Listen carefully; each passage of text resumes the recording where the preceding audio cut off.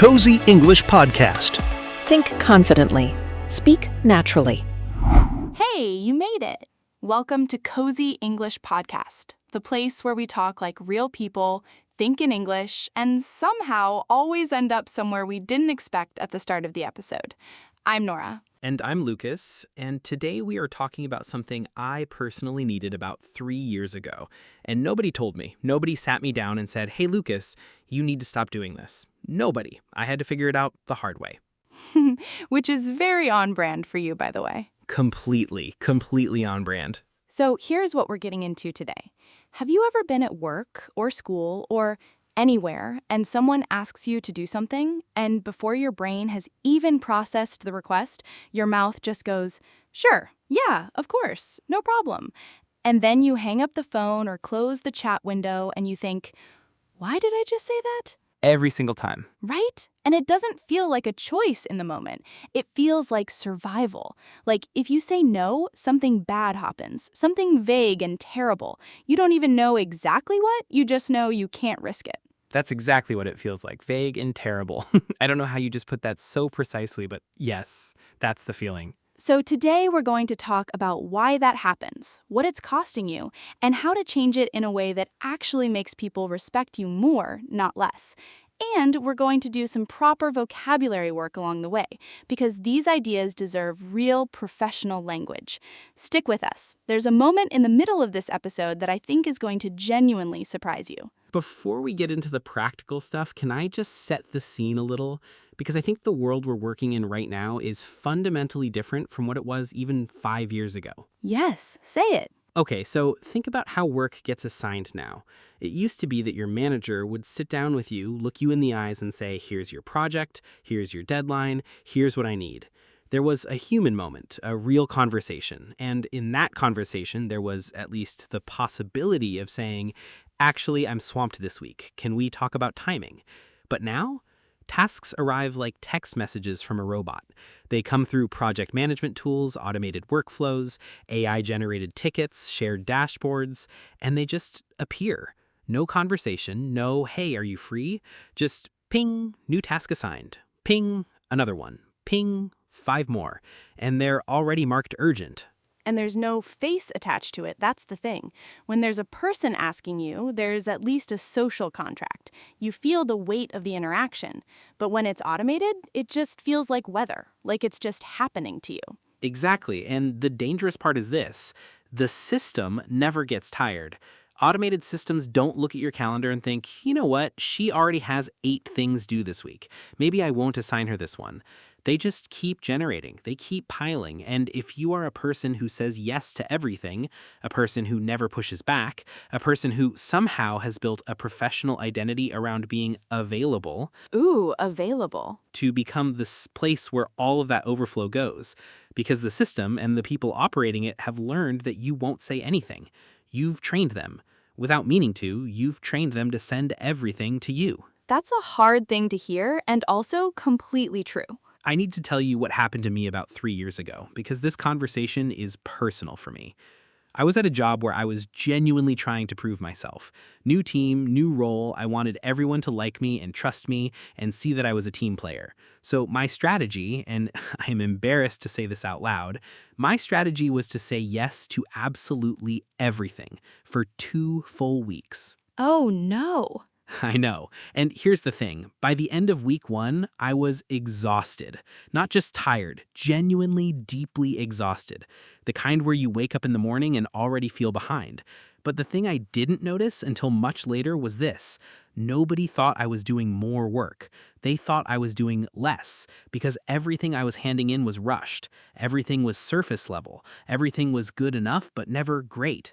And you know what I heard at the end of those 2 weeks? What? My manager said to me, and I remember this exactly, I feel like you're spread a bit thin lately. Are you okay? Wow. I worked twice as hard as anyone else, said yes to more things than anyone else, and the feedback I got was that I seemed like I wasn't coping.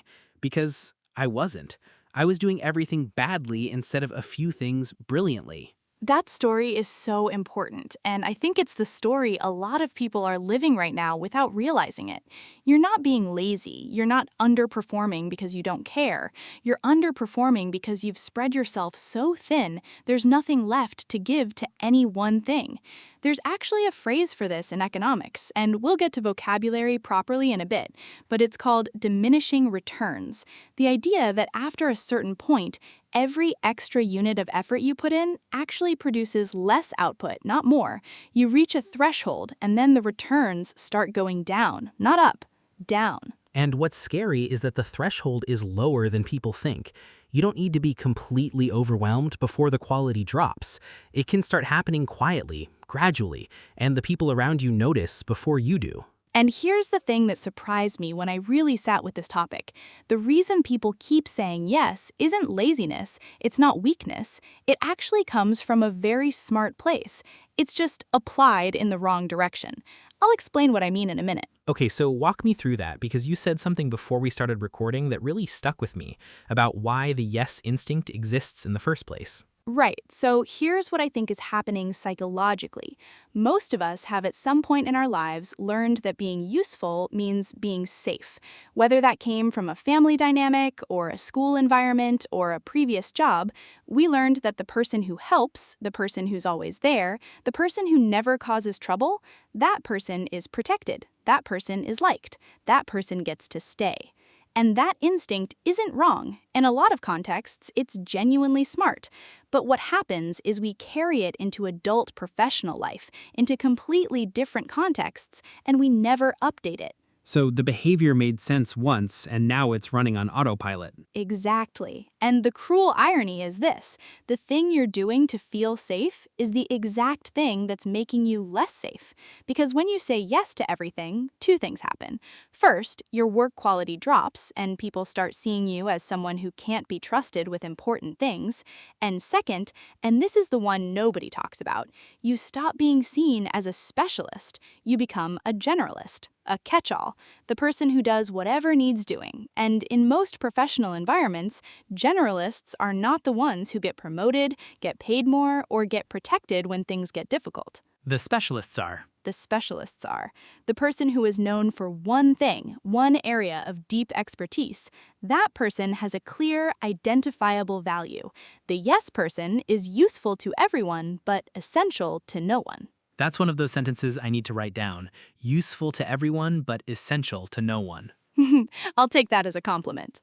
Can I tell you what happened to a friend of mine? She was working at a tech company, hybrid setup, and her team used one of those task management tools, the kind where tasks just appear in your queue automatically based on who's available. And because she was always fast at clearing her queue, always responsive, always on top of things, the algorithm literally learned to route more tasks to her, not because anyone decided she should have more work, because the system saw she could handle it, so it gave it to her. I'm sorry, that's terrifying. Right? And she didn't know it was happening. She just thought, I'm good at my job, and my queue is always full, so this must be normal. But her colleagues, their queues were half the size. Some of them had figured out, instinctively or deliberately, how to appear less available, how to let tasks sit a little longer, how to push back just enough that the system and the people managing it routed things elsewhere. So the people who seemed less responsive were actually in a more sustainable position. And she was burning out, doing twice the work for the same recognition. What did she do? She started saying she was at capacity. That's it. When a new task came in and she was already full, instead of just accepting it silently, she sent a message: professional, calm, short. Something like, I'm currently at capacity with my existing priorities. Can we talk about what to deprioritize if this needs to get done this week? And what happened? People were surprised at first, and then they figured out that she wasn't refusing, she was asking for a conversation about priorities. And suddenly, a lot of those tasks went somewhere else, because the honest answer was they didn't actually need her specifically. They just needed someone, and she had always been the someone. I want to come back to that exact phrase she used because it's brilliantly constructed. But first, there's another layer to this that I think is really specific to where work is going in 2025 and 2026, and I don't think enough people are talking about it openly. So we're in this moment where AI tools are genuinely changing how fast work gets created. Like a project that used to take a week to scope, plan, and draft, now an AI tool can generate a first version in a morning, which sounds amazing, right? And in a lot of ways it is. But here's the shadow side. When it takes less time to create work, more work gets created. The amount of stuff that needs to be reviewed, checked, corrected, refined, approved, communicated, all of that has gone up, not down.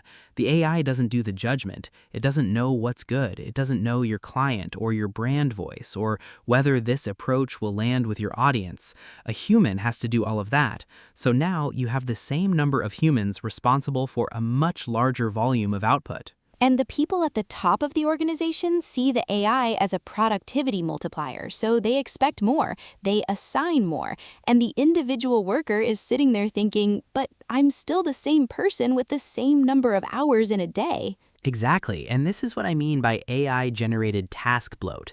Not a personal thing, not a sign that you're not good enough. It's a structural feature of the current moment, and it requires a structural response, which is knowing how to manage what comes in, not just what goes out. There's a term for what happens when a project keeps growing beyond its original boundaries, keeps expanding, keeps adding requirements, keeps pulling in more people and more time. It's called scope creep. And in a world where AI can generate new ideas and variations endlessly, scope creep becomes almost automatic if nobody is watching for it. The project was supposed to be a short blog post, and it's now a content series, a video script, a social media campaign, and a podcast episode. Weirdly specific example there. Not based on personal experience at all. Okay, so we've been dropping some important phrases throughout this conversation, and I want to make sure we actually land them properly, because this vocabulary is genuinely useful, not just for understanding the concept, but for using in real professional situations. These are the words and phrases that signal to your colleagues and your manager that you are a thoughtful, organized professional, not someone who's just overwhelmed and complaining. Let's do it. And can we keep it conversational? Like, can we show how these actually sound when real people say them? That's the only way I know how to do it. All right, the first phrase is at capacity. This is professional language for I am full. But here's why it's better than just saying I'm busy.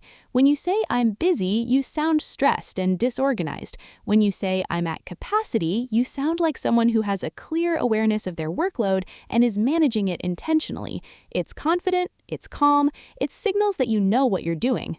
So, in practice, imagine your manager messages you on a Tuesday afternoon and says, "Hey, can you take on the Henderson report? It needs to be done by Friday," and you're already working on 3 things with Friday deadlines. Instead of, "I'm so swamped, I don't know how I'd fit this in, sorry," you say, "I'm currently at capacity through Friday with the existing priorities. If the Henderson report is urgent, I'm happy to discuss which of the other deadlines we can move. What's the priority here?" Beautiful. You're not refusing, you're redirecting. You're asking a professional question that forces the other person to engage with reality. Because the truth is, everything cannot be the top priority. Something has to give. You're just making that visible. Next one, bandwidth. Oh, I love this one. So bandwidth originally comes from technology. It's about how much data a network can carry at once. But in professional conversation, it means your mental and time capacity, how much you can take on and still do it well. I don't have the bandwidth for this right now. That sentence it's so clean. It doesn't blame anyone. It doesn't make excuses. It just states a fact. And there's something almost technical about it, which is useful, because it frames the situation as a resource issue, not a personal one. You're not saying, I don't want to, you're saying, this pipeline is already operating at maximum capacity, which is both true and impossible to argue with. Next one, diminishing returns. We mentioned this earlier. Diminishing returns means that as you keep adding input, effort, time, resources, the output starts to decrease rather than increase.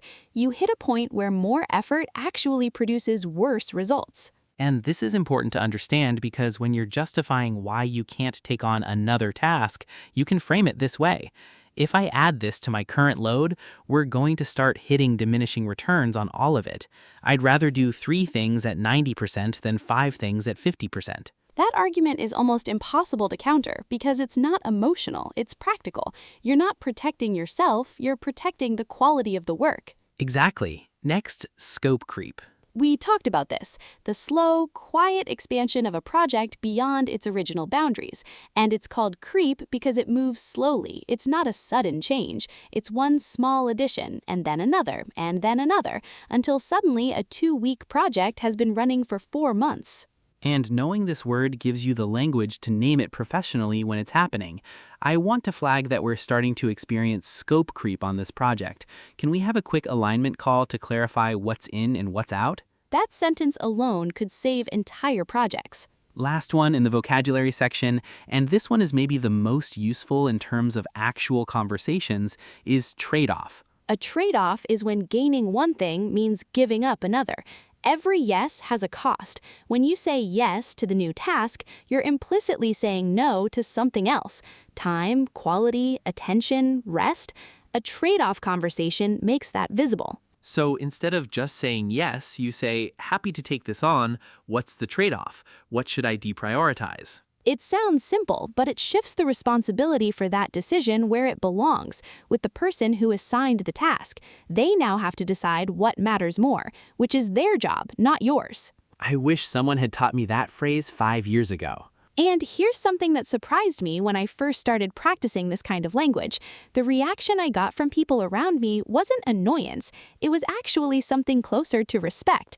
I'll tell you why in just a moment.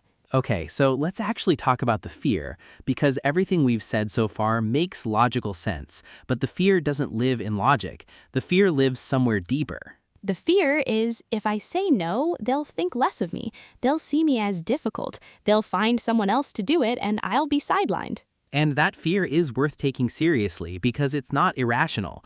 In some work cultures, in some industries, that can genuinely happen, so let's not dismiss it, but let's also hold it next to the reality. Here's the reality. In almost every professional environment, the most respected people are not the most available people. They're the most focused people.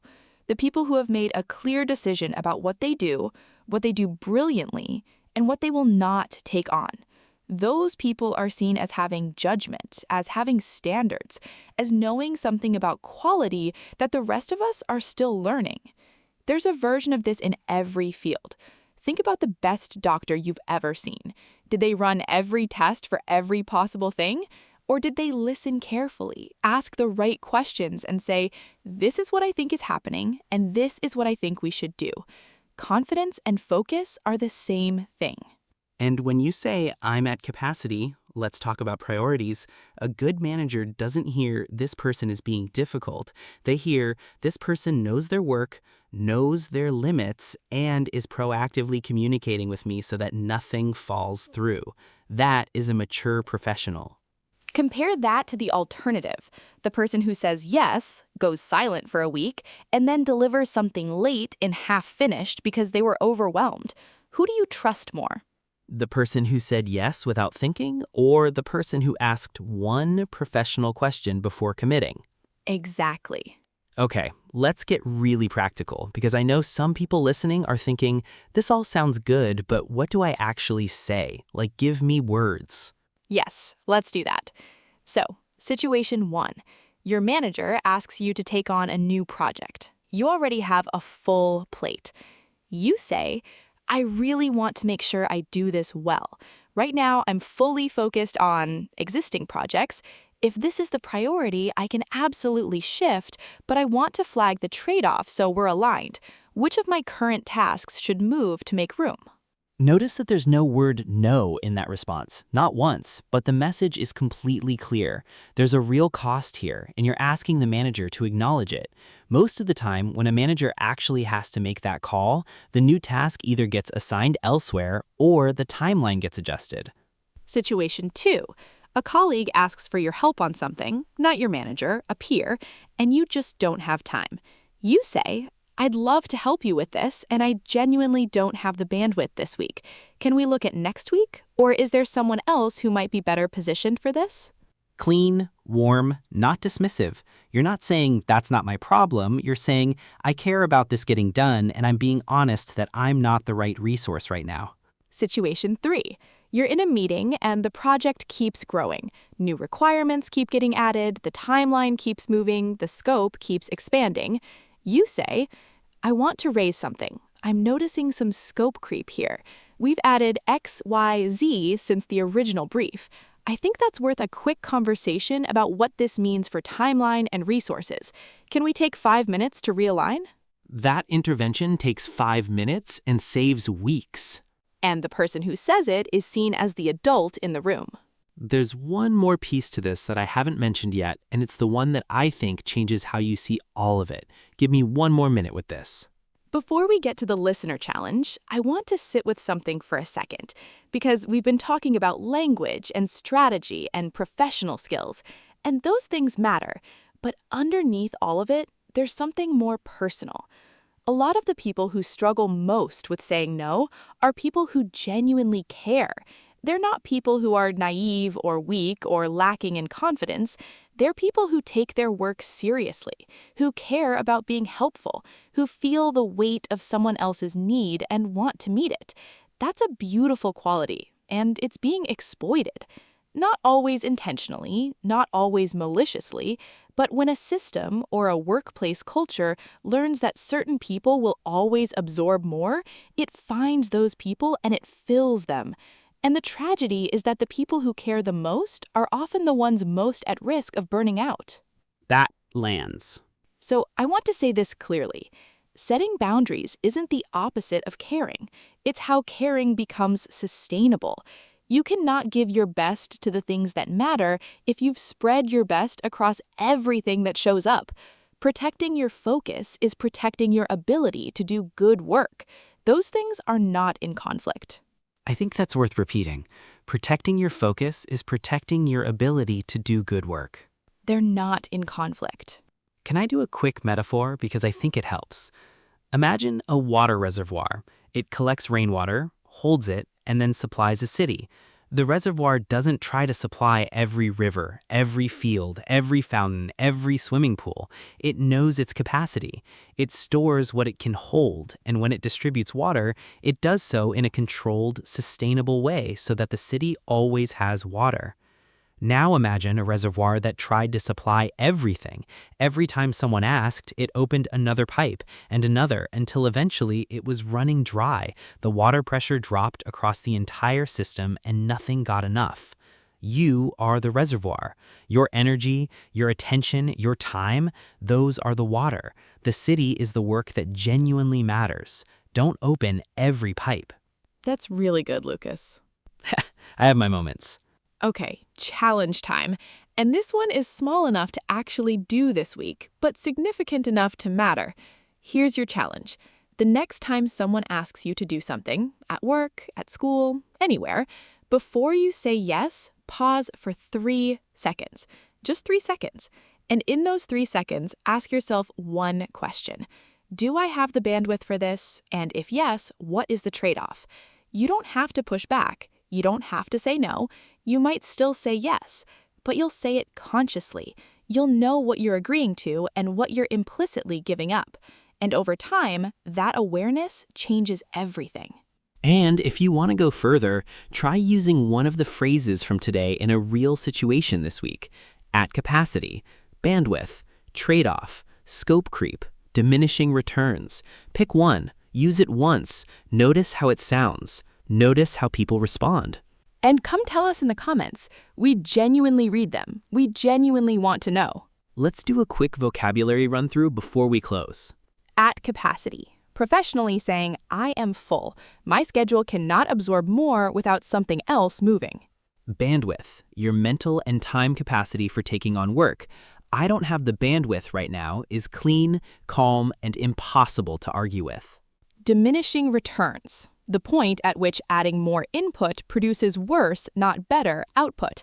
Your reason for not adding the 7th task.